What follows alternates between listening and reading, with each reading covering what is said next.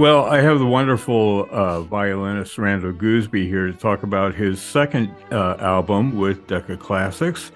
And we're going to talk about that, but this is actually, I think, the third time that we've talked, Randall. You came to Toledo a few years ago and performed music by the Chevalier de Saint Georges. hmm And then we spoke when you released your first album on Decca called Roots. And now we have another album with another iconic composer of color. It's Florence Price. And this is the first commercial recording, as I take it, of the violin concertos by Florence Price. First of all, before we talk all about that, welcome to you. Welcome back. Thank you. It's great to be back. I wonder if you can talk a little bit about the overview of this album. I mentioned that, it's a premiere recording of two of these concertos by Florence Price, but you paired it with the very well-known concerto by Max Bruch. And I wonder why you chose to pair those two and what they signify for you. Yeah, absolutely. It wasn't too difficult actually to figure out the pairing. I mean, obviously the centerpiece of the album is Florence Price. These two concerti and her music in general is very important and very close to my heart for a number of reasons.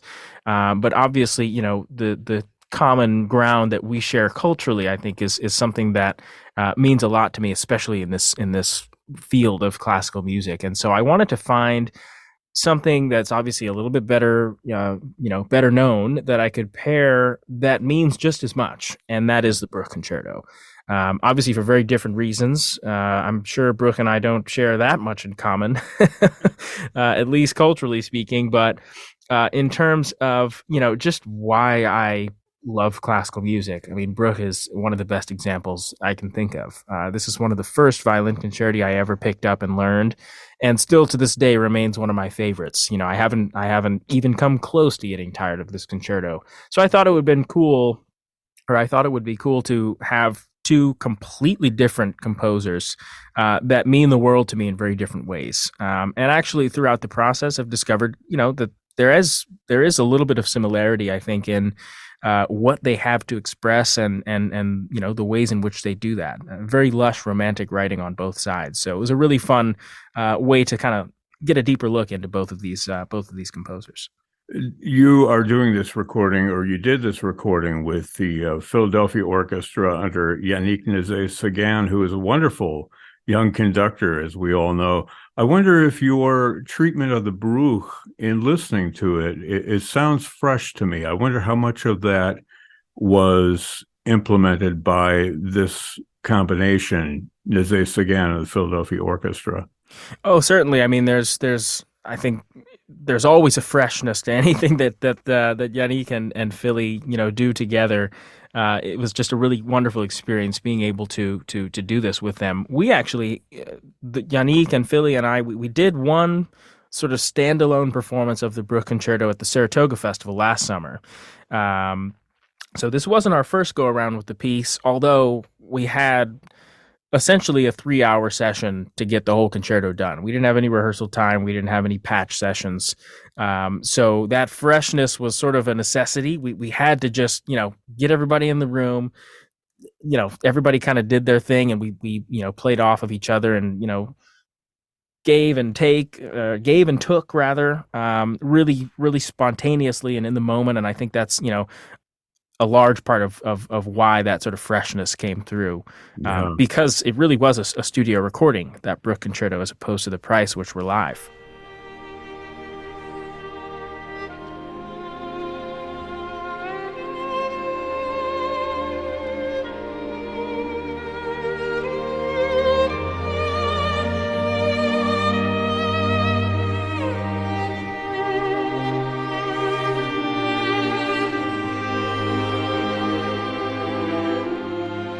I've read that you had talked about the slow movements of concertos and the Bruch in particular, that you enjoy those slow romantic movements. Can you talk a little bit about that and your approach to both of these concertos? Absolutely. Yeah, I guess you could say I'm kind of a romantic guy, especially when it comes to classical music. I've always just loved slow movements. There's something about just kind of having the opportunity to wear your heart on your sleeve and just let the music speak.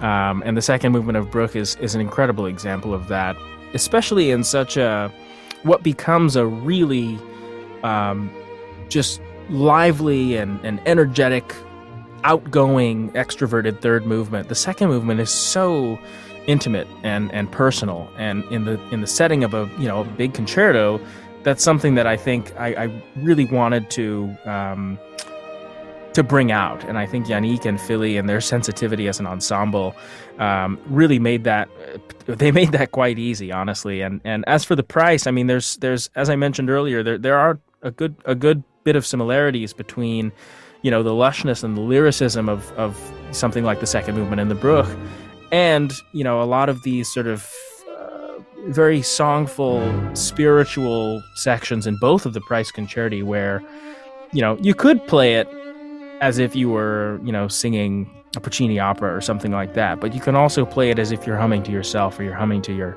child or your grandchild or something like this. I mean, these are the influences that made their way into Price's music, after all. So it's really important, I think, for me to, obviously the opportunity to play a slow movement is lovely, but to really bring out what feels to be the essence of the music is what it's all about.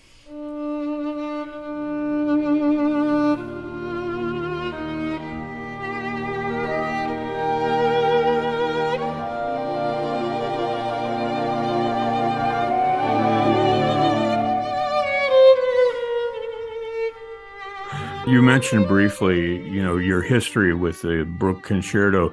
I wonder if you can talk a little bit just about growing up. I mean, if there were like a 30 under 30 for violinists, you'd be at the top of that list. I wouldn't say that myself, but I appreciate the lofty suggestion. But you're a protege of Itzhak Perlman. You won the Sphinx Concerto competition. You were first prize winner in the Young Concert Artists. I mean, the list just goes on and on. You've performed with orchestras around the world, all the major orchestras. I wonder if you can give us just a little bit of a background of where it all began. We've talked about this before, but for people listening this time around, maybe you can touch on that a little bit. Sure. Well, I'll try to keep it short. I started violin when I was 7 years old. I didn't know anything about classical music, let alone the violin. My mom, as moms do, she just figured out a way to get one in my hands and find me a teacher, and that kind of got the snowball rolling, if you will. She started buying all the classical music records she could. I had probably the complete discography of Itzhak Perlman by the time I was 10. We were always listening to some violin concerto in the car. Given all of that, I mean, it wasn't really until I was in high school and I had a chance to attend Itzhak Perlman's summer music program out on Shelter Island that I really decided, like, okay, yeah, this is something I want to do for the rest of my life.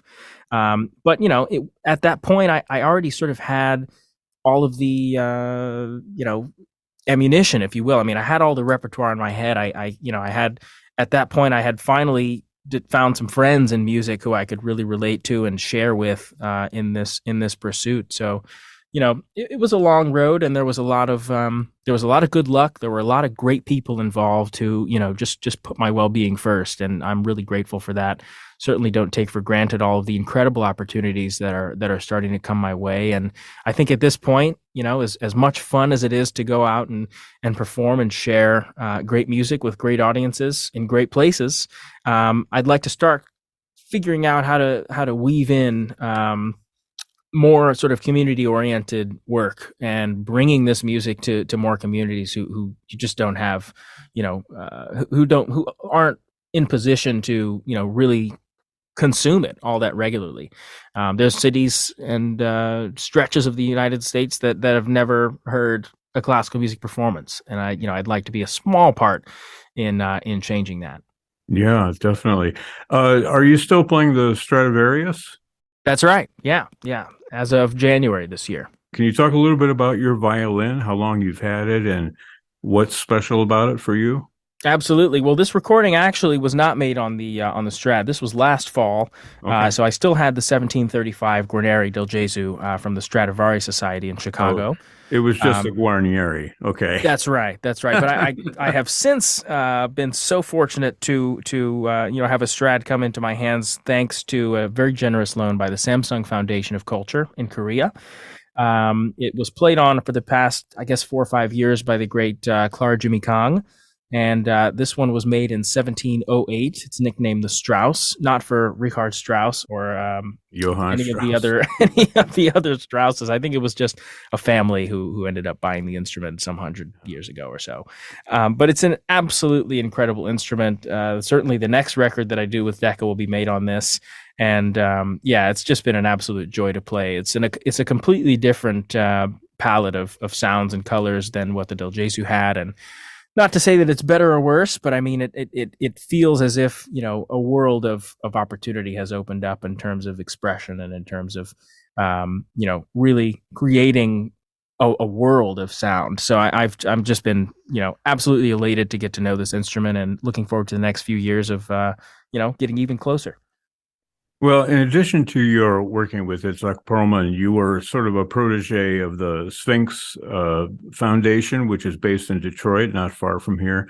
Mhm. And that's really the place, I guess, where you began this idea of becoming an advocate for diversity in classical music.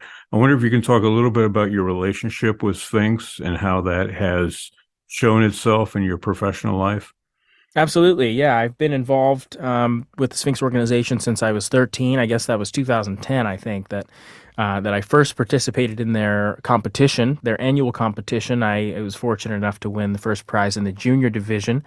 And as you mentioned, I mean, that's really where this idea of being a sort of artist advocate came about. I mean, already when I was 13, I was having the opportunity to go and perform with great orchestras. And funny enough, what made me way more nervous than going to perform with these big orchestras was going into small schools, largely made up of children from minority ethnic backgrounds. Because I would go into these schools thinking like, oh man, like these kids already know what they like, what they're interested in. They don't want to hear any classical music. And literally every time I'd go into one of these schools, I'd look out and I'd play a little Bach or something, and kids' jaws would be on the floor because they'd never heard this music before. They'd never seen a violin played live in front of them, and that kind of just got opened my eyes and opened my mind to the fact that like, wow, you know there are whole communities and communities within communities that just don't have access to this incredible art form, and it really inspired me to start forging a path for myself to try and change that and try to bring this music to more communities that don't have, easy access to it. So that's, the role that Sphinx has played. And I've remained close with the Sphinx Familia, as they so affectionately call themselves. And I'll actually be returning to Detroit to judge for the first time the Sphinx competition next year, 2024. So I'm looking forward to that, and looking forward to as many opportunities as are possible with Sphinx in the coming years. Well, we'll keep an eye out and an ear out for that as well. The recording is from Decca Classics with the Philadelphia Orchestra under Yannick Nézet-Séguin, the concertos for violin by Max Bruch, as well as Florence Price in their first commercially released recording. Also on there, that wonderful little chestnut by Florence Price, Adoration, which you perform with the orchestra. That's become kind of an encore piece for you, hasn't it? Yeah, it's become a little bit of a staple, I guess, in the diet. There was a incredible arrangement written for, I believe it was written for Josh Bell to perform with the Philly Orchestra. I think it was during the pandemic, by Jim Gray. And anyone who knows the Philly Orchestra knows about the Philly strings, and Jim Gray certainly knew what he was doing, creating this very special arrangement. So it was really wonderful to have the opportunity to not only to record this, but you mentioned an encore. This was literally recorded as an encore live from these concerts that we did in Philly. So it was a really, really special project all around.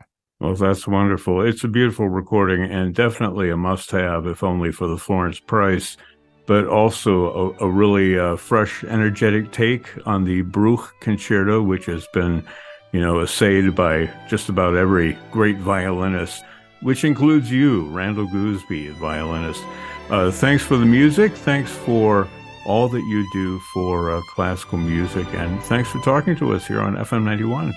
Thanks so much for having me, Brad. This has been wonderful. Looking forward to talking with you or seeing you sometime soon.